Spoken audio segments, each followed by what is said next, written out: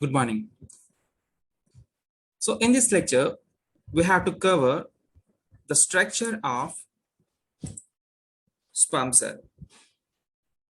So in previous lecture, we discussed about the structure of human male reproductive system. So in this lecture, we have to cover about the structure of the sperm.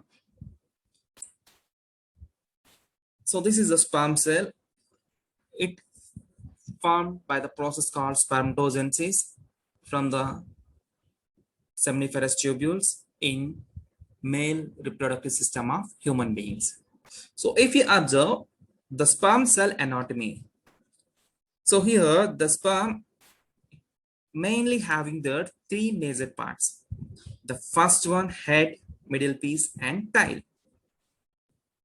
Here the head region which having a nucleus, whereas the middle piece which having the mitochondria, and the tip of the head is called as acrosome.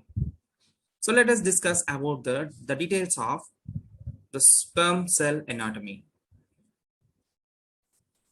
The sperm cell having a head, neck, middle piece and a long tail. The head bears an acrosome which helps in penetrating into the ovum. So during the fertilization process here, the acrosome, it fuses with the egg, and meanwhile the acrosome, it ruptures the outer layer of the egg cell, and finally it helps to fuse with the ova. So inside the head, a nucleus is also present. Usually the nucleus is located between the head and the middle piece. Normally the nucleus having the haploid set of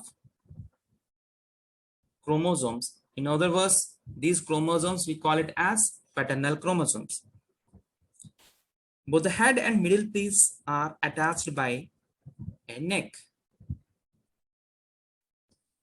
The middle piece, which having a number of mitochondria, we know that the function of the mitochondria. Mitochondria, it is a powerhouse of the cell. Why? Because it provides energy for the cell metabolic activities. So usually in the sperm cells, the mitochondria, it produces energy. This energy is used for the movement of the sperm in order to reach the ova in female reproductive system. Coming to the tail part. The tail which helps in the moving of sperm towards the ovum. The fluids which are secreted from the seminal vesicles, prostate glands and the Cowper glands are collectively called as seminal plasma or the seminal fluid. The seminal plasma along with the sperm is called semen. So in the earlier topic, we had discussed about the importance of these accessory glands.